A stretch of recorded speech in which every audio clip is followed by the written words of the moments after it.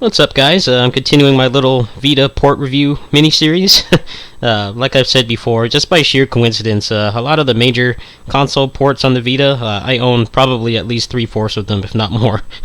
It's just kind of the Vita's target demographic, niche Japanese gamers and indie games.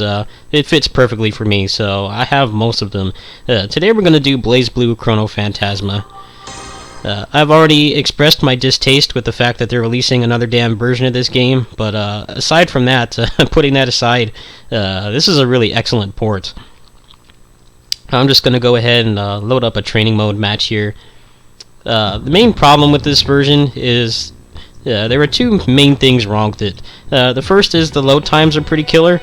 If you play something like survival mode or abyss mode, and you're on the bus or something, you're on like a 20-minute trip, if you're only playing this game, I'd say probably maybe 8 to 10 minutes would probably be just waiting for it to load. Obviously, pushing out those HD sprites is pretty hard for the console, I guess, but it's not too bad. It's just not something you can really pick up and play. The main problem with this, the main reason why no one really talks about it much, is there is no crossplay, which means if you play this online, you are stuck with the people who are actually playing it on a Vita. It is not like Capcom's fighting game ports, Street Fighter Cross Tekken and Marvel vs. Capcom 3, which had really great crossplay. You could play those with a friend on the other side of the world who was playing on PS3. Here, you're stuck with the Vita players only, which obviously means it's a barren wasteland. Your chances of playing this with another person are pretty slim, unless you know somebody else who has a Vita, or you know somebody locally who has one. But go ahead and load up a match here. Show you how long it takes.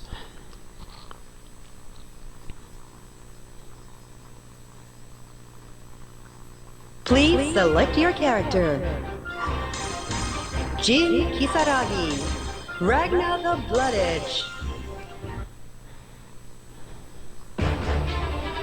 So, unlike the console versions, you cannot skip this loading. You have to watch it every single time. The load times are so long that it doesn't even last for the whole duration. There's extra loading afterwards.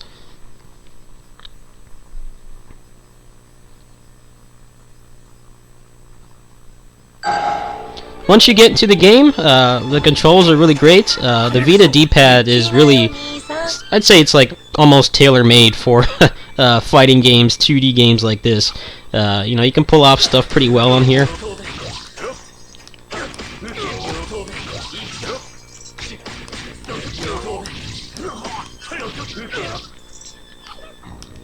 That's pretty much it.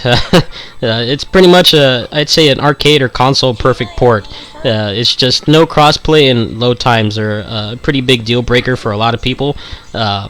Fortunately, due to Arc System Works backwards business practices, there's no real reason in buying this now, because they're releasing another one, and they said that there's going to be a Vita version as well, so not really worth buying right now unless you get it on a sale. But I'm assuming if you want to pay another $50-$60 for the same damn game, it should be another rock solid port. Definitely one of the best on the console.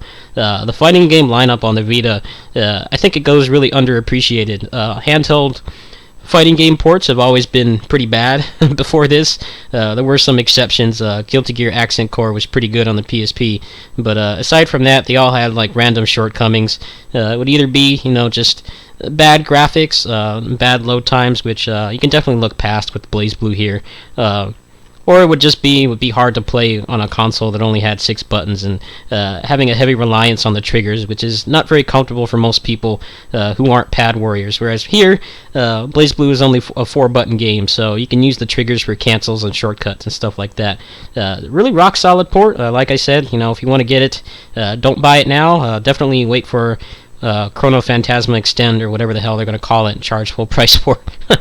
We're all still salty about that, but they don't really have much to fix in terms of the technical department. It's just it's not the best pick up and play game. You spend a lot of time waiting for it to load. I can speak from experience because when I'm on the bus, when I come back from the mall, it's like a 15-20 minute ride, and I play Abyss mode on there sometimes, and like I said, it's probably like half of it is loading. So it's your call if you want to wait for the next version.